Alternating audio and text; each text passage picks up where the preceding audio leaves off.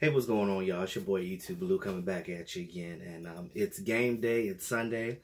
We play primetime Sunday night tonight. So it's going to be a full slate of games. We get to see our division play before we play today. So again, like I said before, the Cowboys control their own destiny. Now, it doesn't matter if the Redskins lose or the Giants lose, but we're playing the Eagles. The Cowboys control their own destiny. Cowboys right now are 3-5. You cannot go 3-6. You go 3-6, you can almost say your season's over. But with the way this division has played, if the Redskins drop another game, then we will still be 2 games behind the first place. But the Eagles will move to first at that point if we lose against them tonight. So you don't want to drop division games. Division games are important when it comes to getting a wild card spot for the playoffs and getting into the tournament. Playoffs? No, I'm not saying the Cowboys are going to the playoffs. I said that if they do what they need to do and start winning games, they can get on a run and they can actually take this division over, because this division is weak right now. The Eagles are 4-4. You know, you look at their stats, which I'm going to spew in a minute. You look at their stats. Their stats show that their stats show that they're a much better team than what the record says. And like I said, I got to give the Eagles credit. The Eagles are a good team. They have a great quarterback. They have an amazing coach. I'm jealous of the fact that they had of their coach. I was, messaging with one of the Eagle fans that follow my channel. Shout out to David Satterwhite. I appreciate you, bro. He's an Eagle fan, but he's one of the cool ones. And like I said, he keeps it real like I do. You know what I mean? I don't disrespect his. He don't disrespect mine. It is what it is. But we speak real things. And the thing about it is, the Eagles got better coaching staff than we do. And you look at quarterbacks like Wentz and Dak, you can't really compare them because, like I said, one is a first-round pick and one is a fourth-round pick, and they were drafted in their respective areas for a reason. But the one thing, and I have a lot of respect for Wentz, but one thing about Wentz though, ever since his injury happened, he's not as mobile as he was before, so he's not susceptible to run out of the pocket as well as he does, unless it's something that he knows that he can do or get to. So if it's a first down that's there, you still have to look out for that threat. But they have, right now they got some receivers, and then they just picked up Golden Tate. So you know that Golden Tate right now is a Cowboy killer, and he's chomping at the bit to get out there to try to attack our secondary like he did when we played the Lions. And he's happy for the opportunity to play the Cowboys 3 times in a year as a wide receiver, because I don't think that's happened before. They have Nelson Aguilar, which I don't think that with the emergence of Golden Tate, I think that diminishes what Aguilar can do to us. But like I said, they're gonna put Tate on the outside. They're gonna put Aguilar in that slot. So he's gonna be like how we use Cole Beasley. So that's how they're gonna use Nelson Aguilar. Then you have Alshon Jeffrey on the other side. Now Alshon Jeffrey is a big wide receiver. I remember when the Eagles first got him, I was like, oh, here we go. Now we got to deal with him in the division. He's not, the caliber of what Calvin Johnson is, but he's still a big guy. I think he's 6'7", 6'8", long arms, and he definitely can go up and get that ball. And we've seen him do it many a time. So that is definitely a threat. Their running backs right now, they got, since Jay Ajayi's on IR, they're going to basically do a running back by committee. If you remember what the Eagles did in the Super Bowl, when they won the Super Bowl, Doug Peterson, the genius mind of him, they were able to utilize their players. Does that sound familiar? Those of you that follow me for a while, I've been saying for a long time, why don't the Dallas Cowboys utilize their talent that we have? Because we have a good stable of running backs on this team, but you only ever see Zeke. They don't change them up. We know that we have a dynamic running back, but you see that teams know what we're going to do. Again, that goes back to play calling, but I'll get to that in a minute. But they have with, like I said, with Jay Ajayi on IR, they have they're gonna go with a trio of Corey Clement, Wendell Smallwood, and Josh Adams. So they're gonna use those guys interchangeably. Now, one thing about their running backs, they're dynamic running backs, in the sense of they can catch out the backfield, and they're gonna use them in different ways. They're not just gonna use them just for rushing the ball. They're gonna try to get offense to create space. Same thing I've been saying about the Dallas Cowboys, why we don't do that. Why we don't create space for our players. Because, again, our players, they need space to function. You remember how we had with Tavon Austin before he got injured. You give the guy space, he's going to get you some yards at the catch. But, that's neither here nor there. So right now, Cowboys are 3-5, like I said. Eagles are 4-4. A win tonight is huge for trying to finish off the second half of this year. And it can kind of get the Cowboys back on track a little bit. But if they do fall and the Eagles win, they're going to take their division if the Redskins lose. So with that being said, offensively, the Cowboys right now are ranked 29th. The Eagles are ranked 18th. With their passing yards, with Wentz being able to get his receivers open and things of that nature. Cowboys are second in defense, which is huge right now. We had some blunders in the Titans game, but, I feel like we're going to get back on track with that. Again, I think the Cowboys' woes on defense wasn't because of the players. I think a lot of it, they were just gassed. When your offense is not on the field enough, your offense is not scoring, they're not getting drives sustained. That's when the problems lie. So you have to look at it like that, and you have to say, okay, we need to get this offense going, because if we don't get this offense going, we're going to fall flat, and our defense is not going to be able to hold up for us for an obscene amount of time. So that's pretty much where I'm at with that. Defensively, the Eagles are 10th right now. Again, they still got Fletcher Cox. They still got those guys. And I'll get into the injuries too, but they still got guys out there that can stop us. And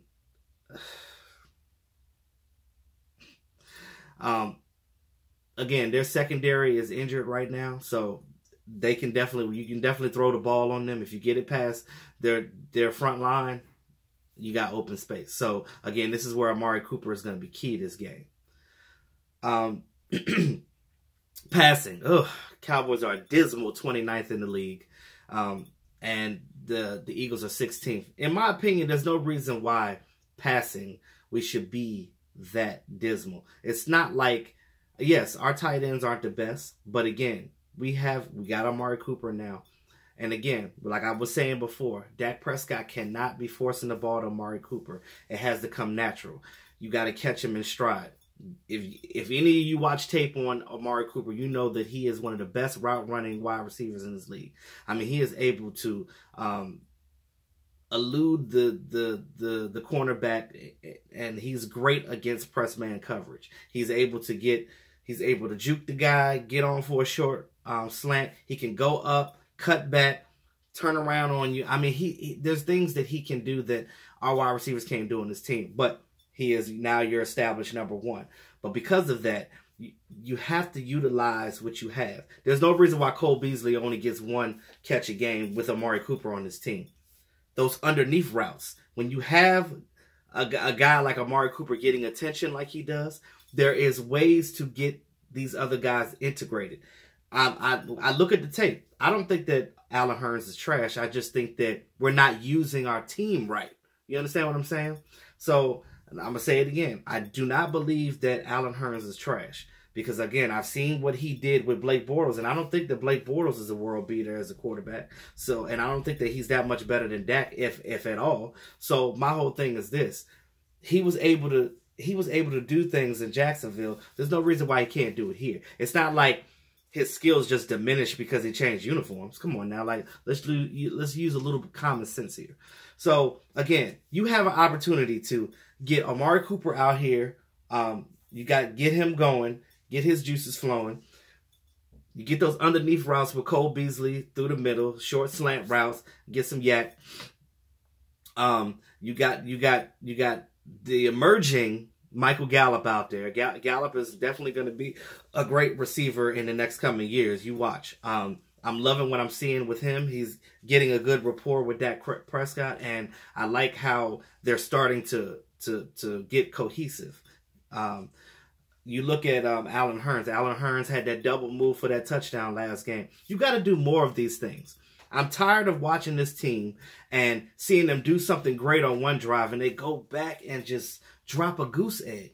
And like I said, I understand that some of it is it's player execution, and I agree.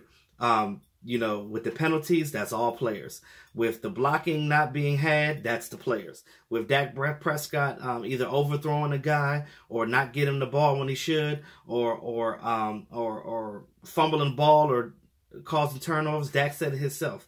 I cannot turn over the ball. Again, he's a young guy. He's going to make mistakes, but he has to learn from these mistakes and keep it moving if Dak's going to continue to be our quarterback. Now, like I said, I haven't lost faith in Dak. I know some of you guys have, but I'm telling you right now, trust me, I'm not leading you in the wrong direction. I'm just telling you guys to just look at things from a different perspective. From a guy that knows, you know, I'm not the best when it comes to, you know, intelligence of football, but I've played on certain levels, so I do know how the game works.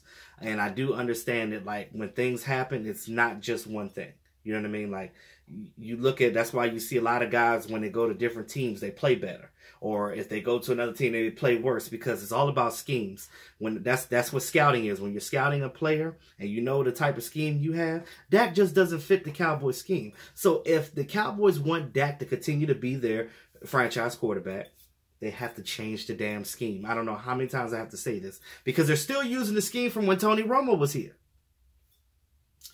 They haven't made any changes. And I'm going to get into that at the end of this when I start talking about coaching staff. But again, remember that. That's key. I'm sorry, I got something in my eye.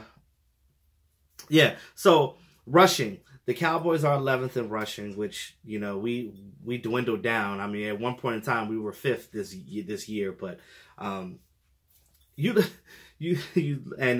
Eagles are 21st. So, you know, because they don't have a real running back right now. They have a bunch of guys just doing things. And a lot of time, I think their numbers are skewed only because it's not that their running backs are not capable. It's mostly because their running backs they're catching the ball out the backfield. They're basically being reception guys. And that's another reason why Winston's numbers are kind of high right now, because he's using these guys like how you're supposed to and throwing it out in the flat.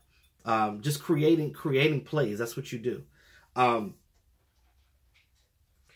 You look at Ezekiel Elliott and you're like, okay, you would think that his numbers are terrible. He's right there at the top still. Even with this season not being what we wanted to be, Zeke's numbers still aren't bad. They're not what we're used to, but they're not terrible either. And even with what's going on and these terrible play callings that we have, he's still able to gain yardage. And that's because Zeke is still a great running back. So we go into players. So passing, Dak Prescott for the year right now, he's 62.8 completion rate. He has 1,660 yards so far and 10 touchdowns and 5 interceptions. And I would say that 3 or 4 of them weren't his fault. Because they were pop-ups and things of that nature. The receiver popped the ball up and, you know, that Madden type of stuff that you see. Just crazy stuff happening. Carson Wentz is, he's 70.6 completion rating, 1,788 yards, 13 touchdowns, and 2 interceptions. So, again, you have to protect the ball. You have to make sure that you're not creating turnovers and you are not causing your offense to stagger and your offense to be stalemate, because that is key. Getting third down percentages, the Cowboys got to do better at that. Rushing, Ezekiel Elliott, like I said, 149 attempts, 680 yards, and 3 touchdowns. Dak Prescott, rushing, 42 attempts, 247 yards, and 2 touchdowns. You notice that we start to win more games when Dak is using the RPO. Dak is running himself. He's you know, because that's going to be key, and I'm going to talk about that in the keys. But to beating the Eagles, you have to be able to do things like that, because the Eagles will get after you, and you have to be able to keep that defense on their toes. Wendell Smallwood, he has 60 attempts for 257 yards and 1 touchdown. Again, like I said, when Jay Ajayi got injured, and he's on IR now, so he was pretty much, because he has 3 touchdowns for the year, but you look at him being gone now for the year, and like I said, they're using a stable, so like I said, I'm not even paying attention to their numbers when it comes to running back, because they still can make things happen, so I'm not underestimating that at all. Cole Beasley, 36 receptions, 366 yards, and 2 touchdowns. Amari Cooper. Now, these numbers are included from the Raiders. So, it's his Raider stats added to what he did the last game with us. So, he has 27 receptions, 338 yards, and 2 touchdowns. 1 with the Raiders and 1 with us. And it's going to be much more when you know, he said himself that he's much comfortable in the Cowboys offense right now. He's a smart player. He knows a lot of schemes, so I think that he's going to be a good fit with Dak. I believe it. Like, I'm just watching it, I'm excited about it, and the more and more I see him, the more and more I believe that, you know, it was worth giving up a first-round pick. Now, if we could do something slick and make some moves before the offseason and try to get a first-round pick back, even if it's a late-round pick, I don't care. I just love having a first-round pick, because you go to the draft and you're seeing people draft first-round picks, and you're sitting there like, I guess my team ain't going to draft nobody. Because we're definitely going to need some pieces this offseason, but, you know, that's talk for later. Zach Ertz, their tight end is their offense. That is the guy that's basically getting all of their yardage. He has 61 receptions for 644 yards and 3 touchdowns. Nelson Aguilar has 41 receptions, 372 yards, and 1 touchdown. And I know that, like I said, Nelson Aguilar's numbers are going to dwindle a little bit, because now that they have Golden Tate, like I said, they're going to have Golden Tate on the outside, mirroring Alshon Jeffrey on the opposite side, and they're going to put Nelson in the slot. So that's how they're going to play their receivers when it comes to that. Now, they may switch some things around, knowing them, but, you know, that's the creativity of their coach that the Cowboys don't have. And I ain't going to lie, I'm jealous. I just wish that we can do some things, because we have the talent to do it. Again, you look at the Eagles, they've had a lot of injuries, they had things, but they didn't make excuses. The Eagles got it done. Cowboys need to do the same thing. And there's no and that's coaching, y'all. Players can't do that. They can't go in there and be like, all right, well, you're gonna play this. That's the coach's job, to get in there to make sure the players are in a position to win. Get yourself in a position to win. I'm so tired of it. It's frustrating just to see it, because I'm just like, you guys tell me, how many times did you see Rod Smith this year? I'll wait. I think I've seen him on maybe a couple of plays this year. And I'm like, oh, there's a Rod Smith sighting. You've seen him on special teams, but I'm not talking about special teams. I'm talking about in the offense. In the offense. Now, you look at last year, you look at the year before, when Rod Smith was trying to find his way with this team. What was he doing? He was out here catching balls out at the flat. They had him doing some misdirections. They had him integrated in this game. I don't even understand why we even have a fullback. We don't use Jameis Olawale. He gets like maybe 1 or 2 offensive snaps. But again, if you guys seen my video on him in the offseason, he's a triple threat. Now again, he's not, I don't think that he's great at bowling people over like what we lost with Keith Smith, but he's definitely a guy that he can run the ball himself. He can catch the ball himself. He can block very well. Why are you not using him? I don't get it. What was the point of having a fullback? You might as well just had a 4th running back on the team. That's just all I'm saying. But I look at it like this, because you can still use him as a 4th running back, although he's just a fullback. But this is the reason why Linehan is not capable of. You have weapons to use. Use them. It's like he doesn't know his core. He doesn't know Dak. He doesn't know Dak straight. He's trying to make Dak like Aaron Rodgers, and he is not that. He will never be that. That is not his game. He is not a stand in the pocket and throw the ball. He's not going to do that. Now, Dak can throw the ball, but you have to get him on a run. Dak has to get into a groove. You look at what we do in 2-minute drills. You look at what we do in hurry-up offense. You see how Dak is doing great things in that, because that is his bread and butter. Why don't you do that? It is what it is. Injuries. So Cowboys got a lot. But I'm going to specifically just touch on the ones that are out. So we know that Tavon Austin is out.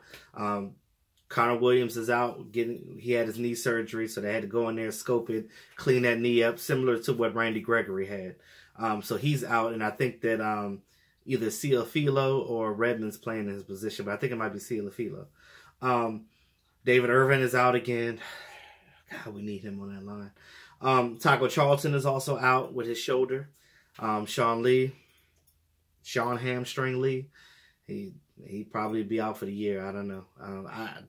We laugh and we joke about his injuries, but I mean, at the end of the day, I really feel sorry for him because he's such a hard worker. He's the captain of that linebacker core, and he's definitely needed on this team when it comes to getting his position together. And I think that if he does in his career this year, I think that they need to just put him on the staff because him helping out Ben Bloom is going to be great with those linebackers. That's just how I feel.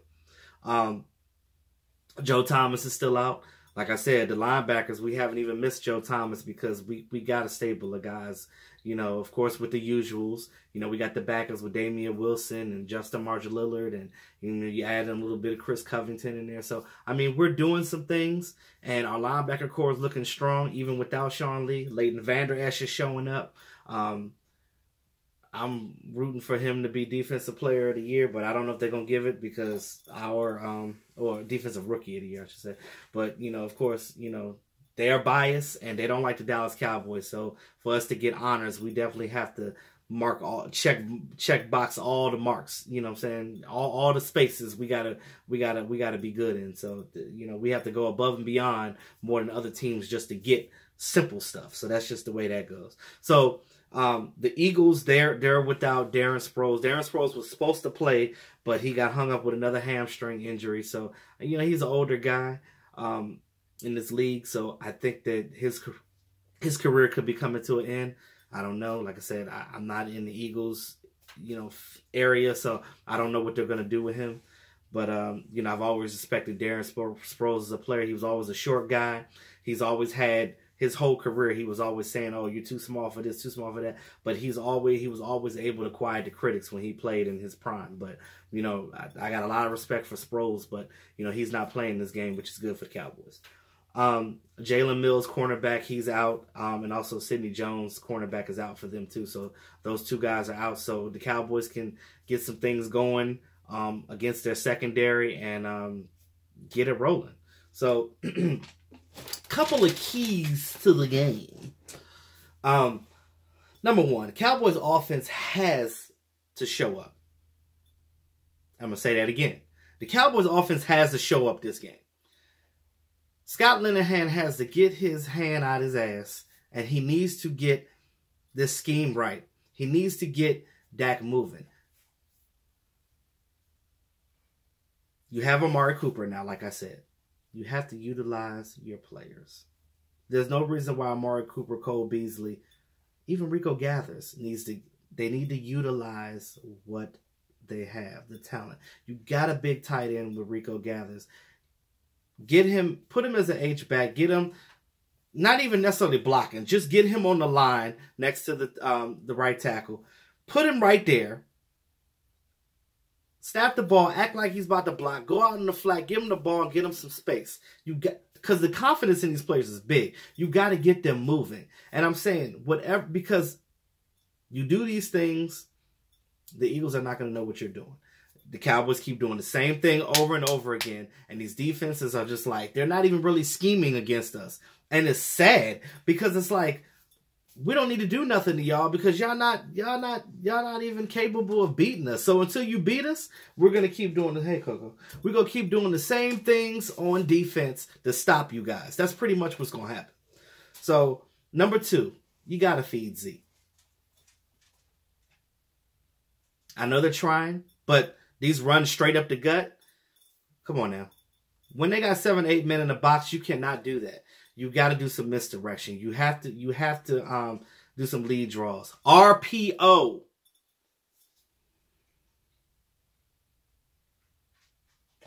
like I said before, when you get Zeke on that wheel route, you provide space. Zeke is dangerous when he has space. You know the type of players you have.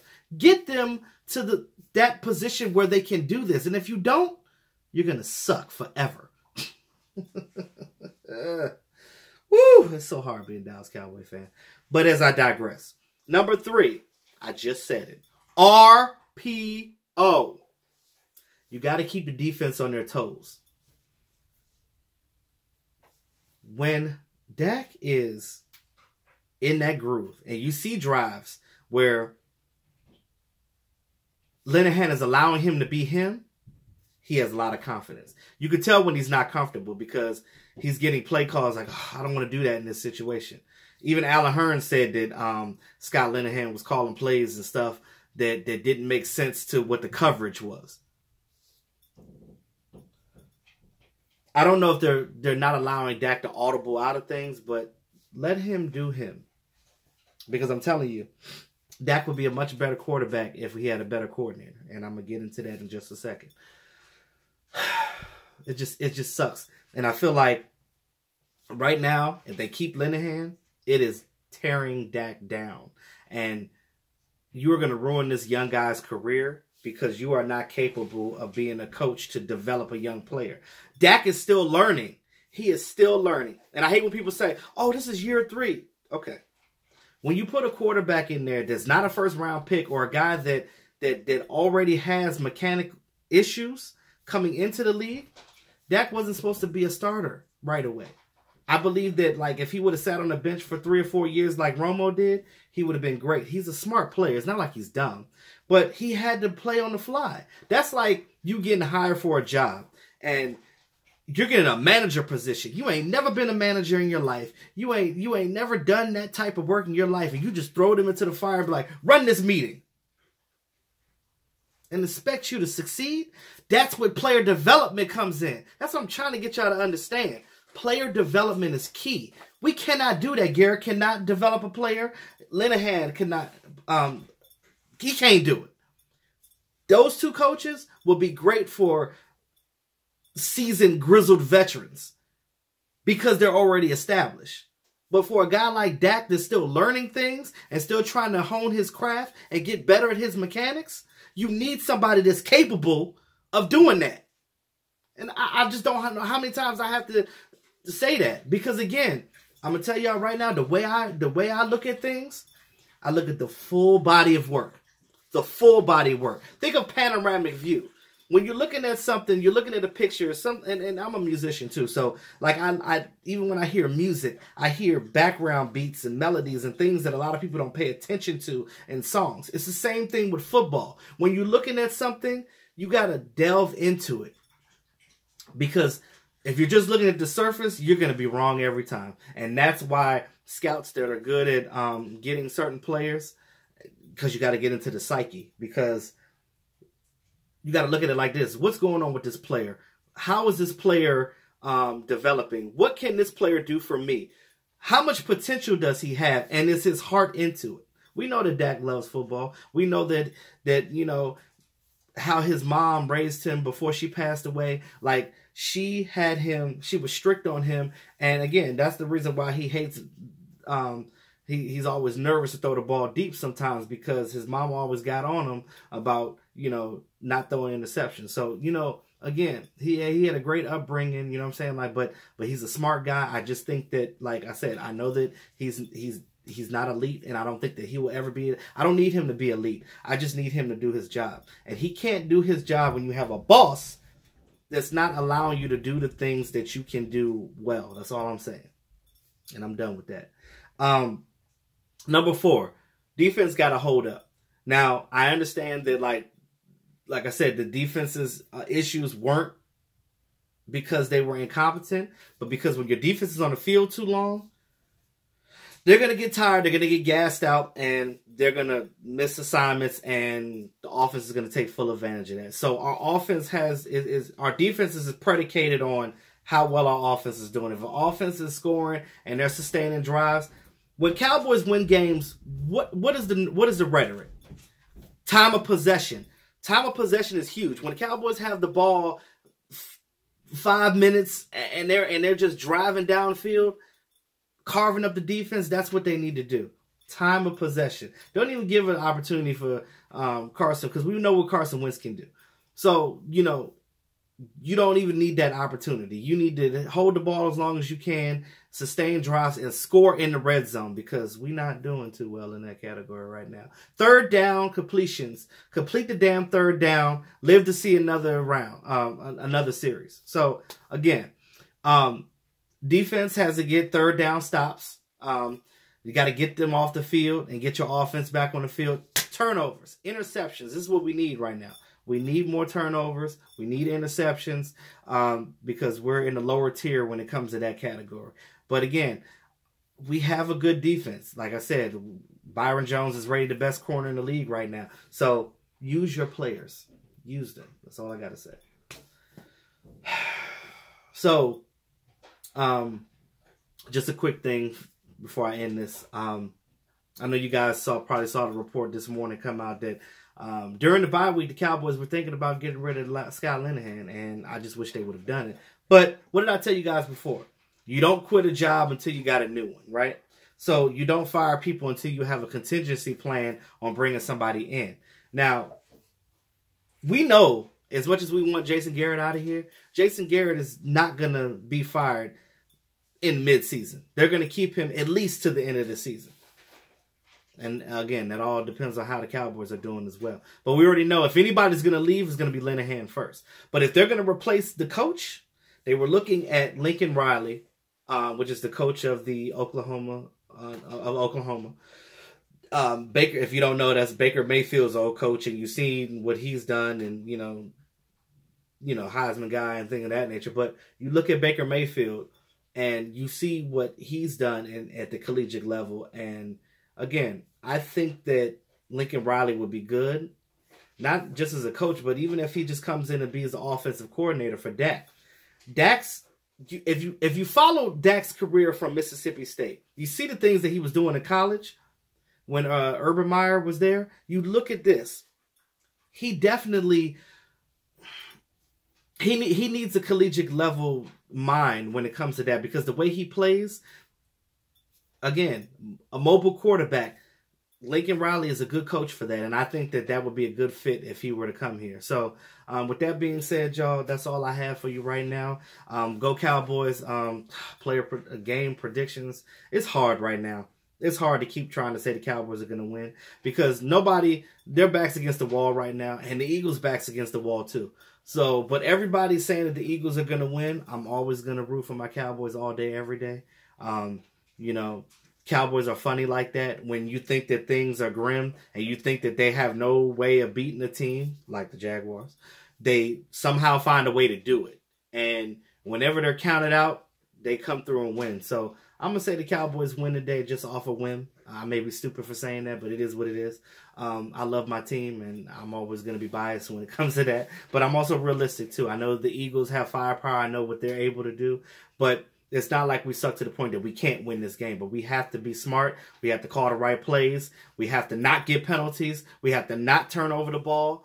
And we have to do the things that we need to do to win this game. So with that being said, y'all, I would say 24-20 Cowboys.